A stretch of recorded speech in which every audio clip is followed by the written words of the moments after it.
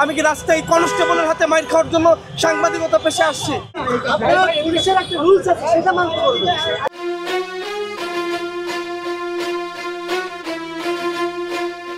আন্দোলনকারীরা পেছনে ছিল, আমরা ছিলাম সামনে। আমাদের এক পাশে পুলিশ, এক পাশে আমরা যারা গণমাধ্যম কর্মী সবাই দাঁড়ানো। আমরা আমাদের মতো করে নিউজ কভার করতেছি। ওইখান থেকে সর্বপ্রথম একটা বাড়ি দিচ্ছে আমাদের এক গণমাধ্যম কর্মীকে। গিয়ে প্রোটেস্ট করলাম, যে নয়া দিগন্ত গিয়ে প্রোটেস্ট করলাম, ভাই ওনারা মারছেন কেন? উনি তো সাংবাদিক, তার হাতে বুম, তার গলায় কাঠ, তারে কেন মারতেছেন ভাই? এই কথা বলাতে তাদের যে গার্ড, একটা গার্ড ছিল, প্রোটেকশন গার্ড, ওটা দিয়ে সজোরে আমার একটা ধাক্কা মারছে। ধাক্কা মারার পরে যখন আমি বললাম যে আপনারা কারে মারতেছেন, কার গায়ে হাত তুলতেছেন, আপনি তো সাংবাদিক ভাই। এই কথা বলার পরে পেছন থেকে সজোরে একটা বাড়ি মারছে ভাই, এই পাউটা বরাবর একটা বাড়ি মারছে। মারার পরে আমার কালের কণ্ঠর যে সাংবাদিক আহত হয়েছে, সে পড়ে গেছে, তারে দুইটা বাড়ি দিচ্ছে বরাবর, তার উপরে গিয়ে আমি পড়ছি। আরো কয়েকজন সাংবাদিক আহত হয়েছে ভাই।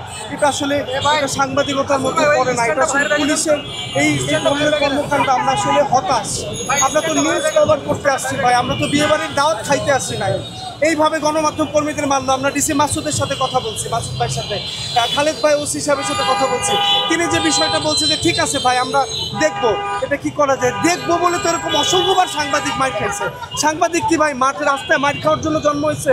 আমি একজন গ্রাজুয়েট ছেলে, আমি কি রাস্তায় কনস্টেবলের হাতে মার খাওয়ার জন্য সাংবাদিকতা পেশে আসি নাই তো ভাই। কেন? এই একটা ঝামেলা হলে উদ্দেশ্য প্রণোদিত, এমন না আশেপাশে কোনো আন্দোলনকারী ছিল, তারে মারতে গিয়ে আমারে মারছে, বিষয়টা তো এরকম না। কেউই ছিল না, আমরা গণমাধ্যম কর্মীরা ছিলাম, ও ছিল পাশে। কালের কণ্ঠের যে ছেলেটা আহত হয়েছে, ও ছিল পাশে। তারপরে এই যে মারুফ ছিল পাশে, আমরাই কজন ছিলাম পাশে। আমাদেরকে উদ্দেশ্য প্রণোদিত ভাবে মারছে ভাই। যখন বলছি ভাই মারতেছেন কেন, তখন তাদের বাড়ির এবং ধাক্কার স্পিড বেড়ে গেছে। আবার প্রশ্ন করে তুই কেডা?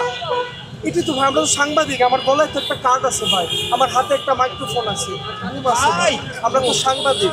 এইভাবে একটু সাংবাদিকরা মাইর খাওয়া